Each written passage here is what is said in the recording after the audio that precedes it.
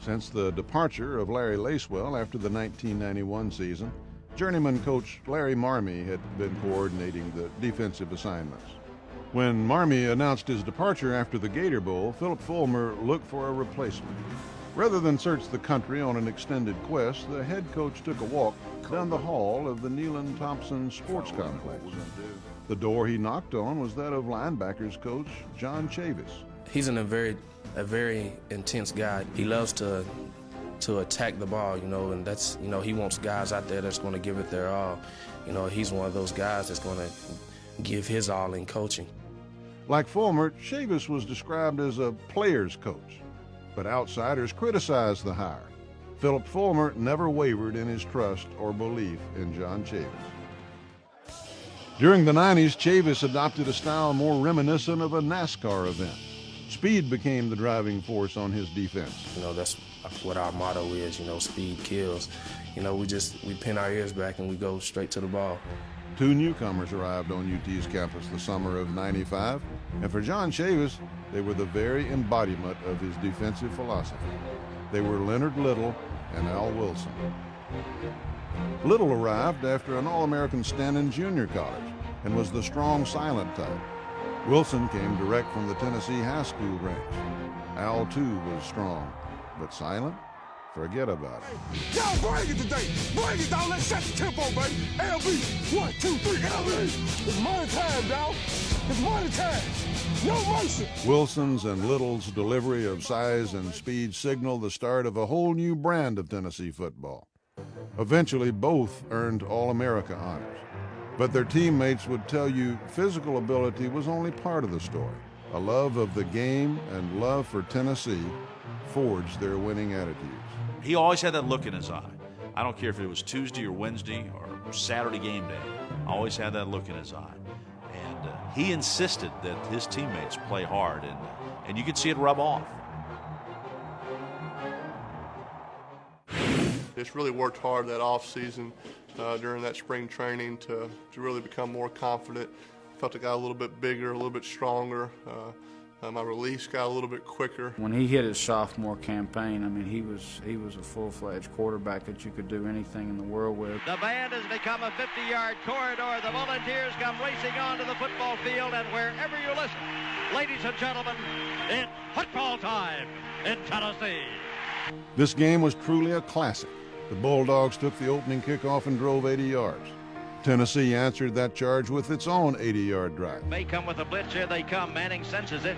In trouble. Rolls to the right side. He's going to run with the football. 5, 4, 3, 2, 1.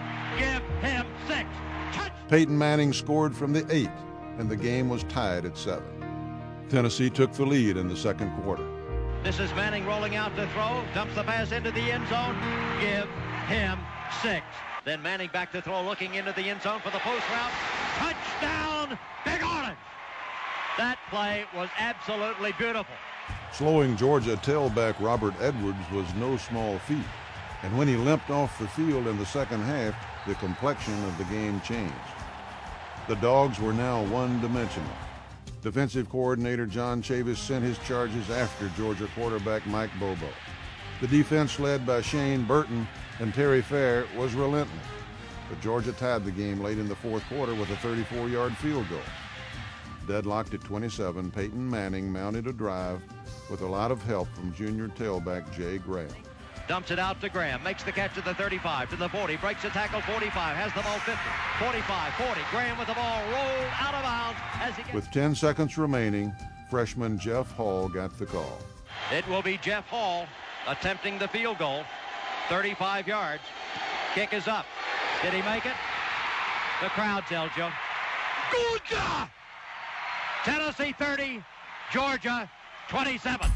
Tennessee beat Georgia 30-27 on Hall's third field goal of the night. Hall knew from the start Tennesseans expect a great kicking game.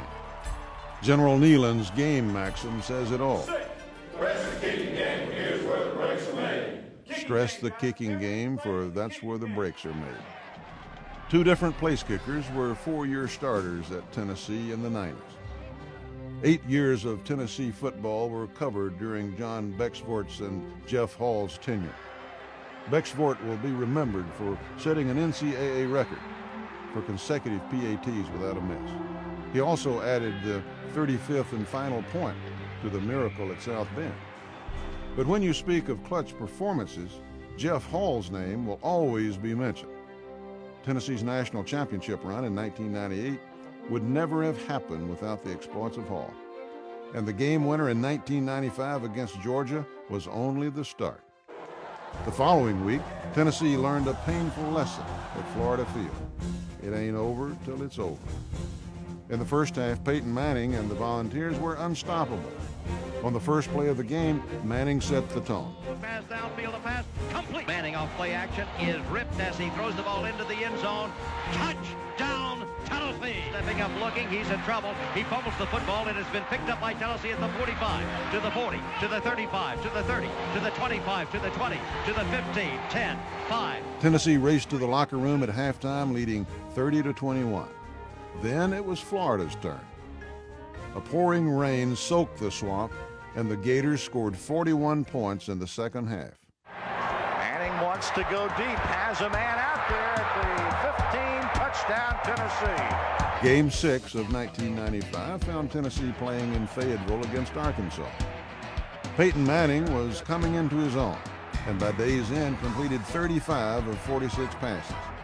He tossed 4 touchdowns for good measure. Touchdown Tennessee. Though Volunteer fans knew Manning was special, this was the game that got the rest of the nation talking about the strong-arm kid from Tennessee. Next on the docket was a trip to Birmingham. At the time, of course, Tennessee had not beaten Alabama in 10 years. It was a huge game for us going in. Once again, I think Alabama probably was very confident that they were going to win, and we just really played well. Tennessee wasted no time proving the so-called Alabama jinx was over. I guess it was probably during pregame warm-ups when Coach Cutcliffe came over and told me we're going to start out the game with it was called 660 bass. That was the name of the play. That was the signal, like you were fishing. I can remember that today. So we're going to start out the play with 660 bass, and I said, sounds great to me. This will be Manning. Back to throw. Across the middle, pass complete. Ball down at the 35. Just kind of watching him. I see him make the cut and just kind of thinking, well, maybe he has a chance. 25-30, 25-20. Well, he's really going to have a chance now, and I start speeding up a little bit. All he did was score. Joey Kent. Touchdown on play number 1. Just it was a great atmosphere to start, but when all of a sudden you hit that play, it was that's a feeling I'll never forget. This will be Graham. No, it's Manning on the naked handoff, reverse to the left side. Nobody even knows who's got the ball except Peyton Manning.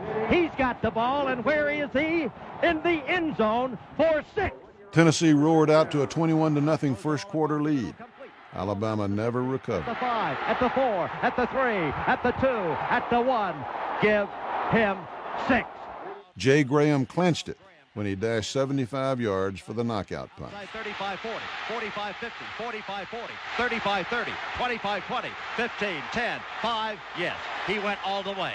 Tennessee erased years of frustration at the hands of Alabama in just one wonderful night. Tennessee 41, Alabama 14. We hadn't beat them in forever, and to finally beat them, that was our biggest win of the year, I think. I remember how badly I wanted to win that game, not necessarily for me, but for the seniors and for some of these people that have been around this game for so long.